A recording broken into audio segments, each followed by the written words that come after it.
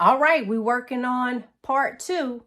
This is part 2 of the interview. I hope if you did not get an opportunity at the end of this video, I will point to part 1 for you guys to do that because like I said, he tapped into some areas of my life story that I hadn't shared yet.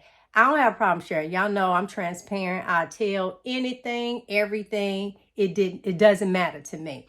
And so let's see what he gets out of me in part 2. And I hope you enjoy it. And once again, he's Bold Carnivore. And I'll have his link down in the description so you guys can check him out as well. I appreciate all of you guys. And tell me in the comments, how'd your girl do? Go ahead and let me know. How did I do? Y'all know I can talk, right?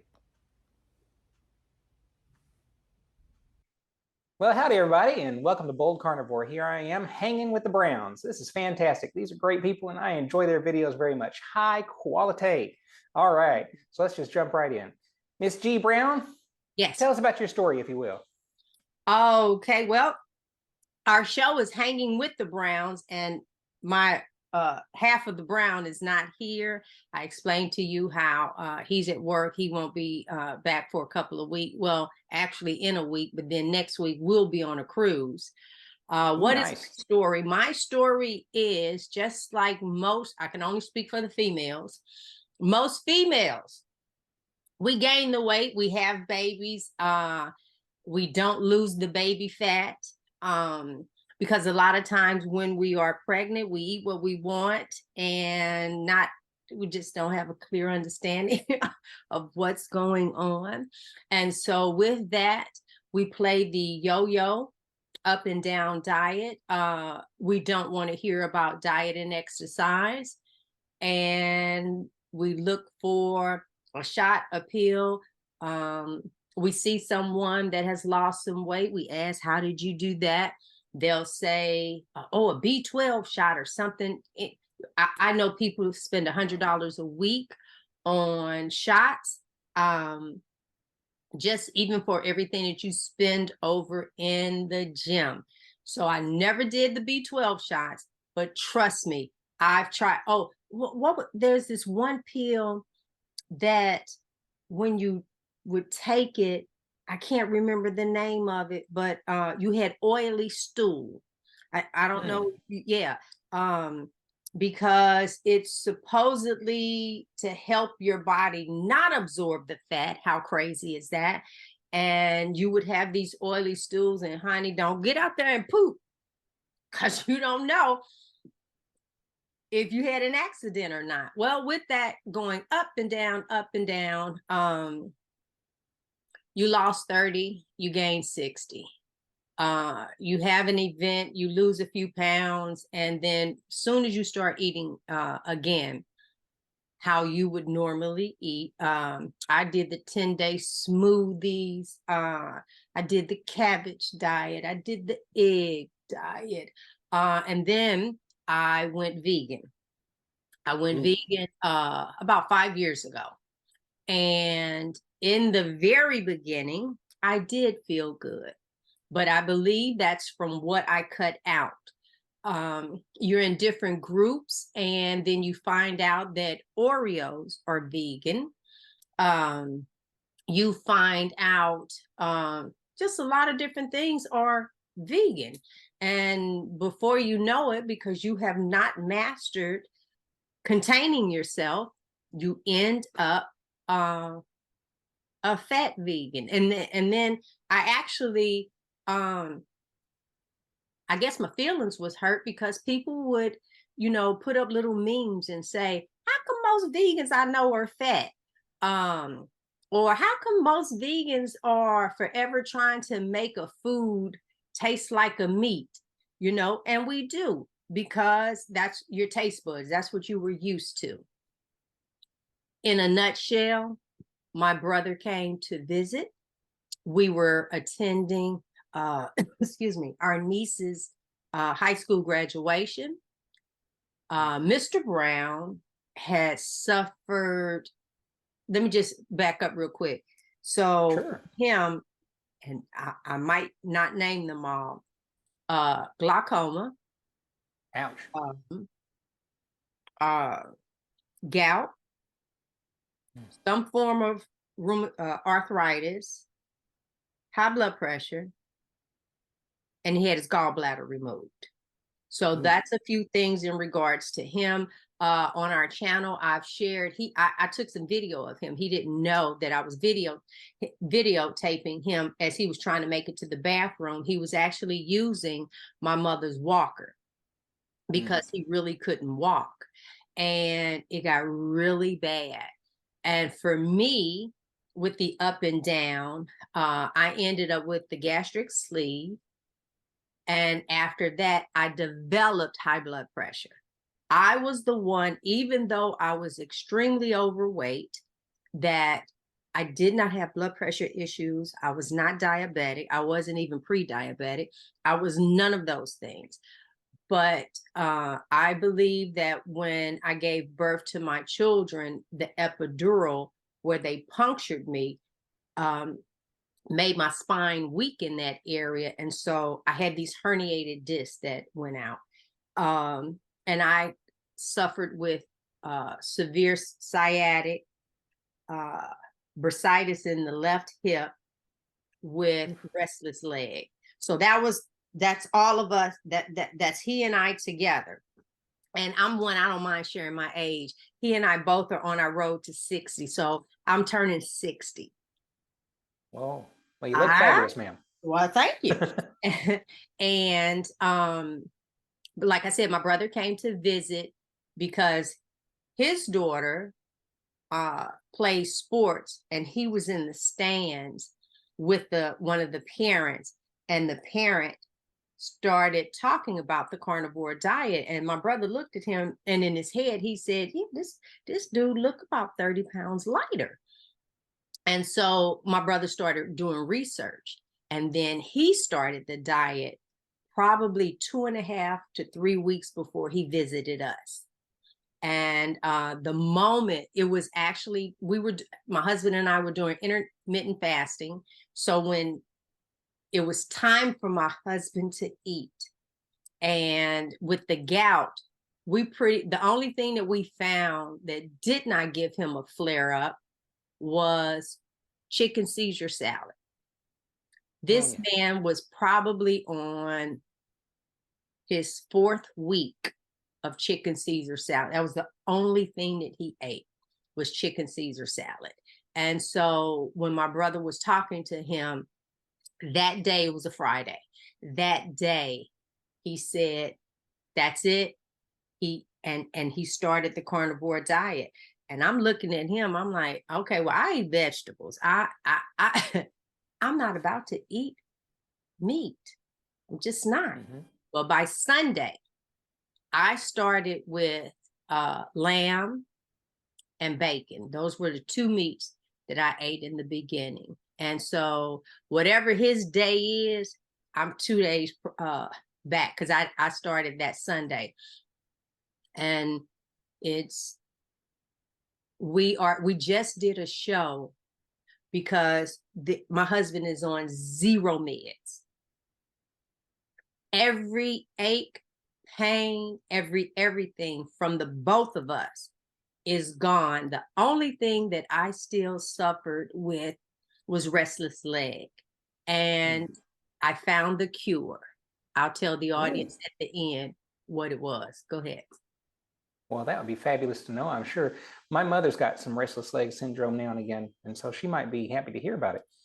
I think that as she's gone more carnivore, that's also been reduced quite somewhat. Well, how about that? I see. A few questions about that, though. You say you were a vegan. Why were you a vegan? What was your reasoning? We have, excuse me, some friends, and their birthday is, the wife and my husband have the exact same birthday, and her husband's birthday is 2 days later. Okay. So it's the 3 of them. And we flew to Hawaii. because that's where they are right now. And we got there. We woke up in the morning and she proceeded to explain that she didn't have any breakfast food because they were vegan. And I'm like thinking in my head, well, it's a fine time for you to tell me. Excuse me, it's a fine time for you to tell me that. And then I asked the question, well, why? And she said that they watched the documentary, What the Health? And I said, okay, let me see it. I've always been able to manipulate food. That one I can. You just, I've been on so many different diets. So if you turn around and say, let's not eat this, let's do this, I can swing it. I can do it. It's food. Because a lot of times, eventually, you're going to go back to how you were eating anyway. So I've learned to tell myself, it's not no, it's not right now. And I watched the video and went vegan that day. And my husband was like, we're on vacation. It's all of our birthdays. And you went vegan. And I said, yep, and you are too. And so he said that was the worst birthday ever. That was the worst birthday ever. Yeah. Now, I got a few questions out of that there. Do you believe that the vegan lifestyle actually contributed to your health de-evolution? Okay, so it did not remove any of the inflammation or anything in the body because some of your plants are toxin, and we're forever out eating on something that they find in the forest. And I believe that me forcing my husband into that lifestyle ultimately destroyed his gallbladder. Because see, you were eating all the meat and the fats and the bile was there. Remove the fat and the meat, the bile had nothing to secrete. So I believe it turned into sludge in the system because there was no exit. And I believe that, and I always tell him, I almost killed you because that was very painful for him. And so I know that that's not the way we are supposed to eat. It's not. Well, I can appreciate that answer. I have not personally tried veganism, but I've known a few, and they've always appeared less than healthy. So, well, like I said, a lot are overweight, and in the beginning, you do feel better. That's because of the stuff that you cut out, not the meat, but some of the junk. But then I realized potato chips, that's a potato. I could still eat that. Oh, I'll tear some Lay's up. Yeah. So that wasn't good for you. What kinds of things did you eat before you went vegan? Anything that I want. I tell people all the time that I grew up in a household where my mother's French and my dad is Black. And so with that mixture, my mother exposed us to everything. And then the only thing that I did not eat, I've never eaten pig feet, but I have had everything else of it, the tail and the nose. I've had all of that. I grew up in the Midwest, and our barbecue places actually sell the nose as barbecue. And the other thing that I just refuse to eat is boiled okra. Wow. Outside of that, I can appreciate that. Outside of that, I've had beef brains. I grew up on a wonderful palate because of my mother. Well, I second the motion on the boiled okra. I don't believe that should ever be boiled. No, ma'am. And my father loved it. And it used to make me gag when he would spoon it. I'm like, oh, I couldn't even look at it. And then let that, I just never understood that one, ever. Change the subject. Let's go. Okay, I'm sorry about that. I know that mental image is playing over Mhm, and over again. All mhm. right. So after you went vegan and you found that you could eat just about anything as long as it was quote vegan, what was your favorite vegan food? Um, yeah, I nothing really. I just ate whatever it is that I wanted to eat. I was real thankful when Beyond. No, I wasn't a big Beyond Burger person. They put a flavor in it that I was not fond of. Um, but honey, when Impossible came out, it was on because I would do tacos, I would do meatballs, I would do meatloaf.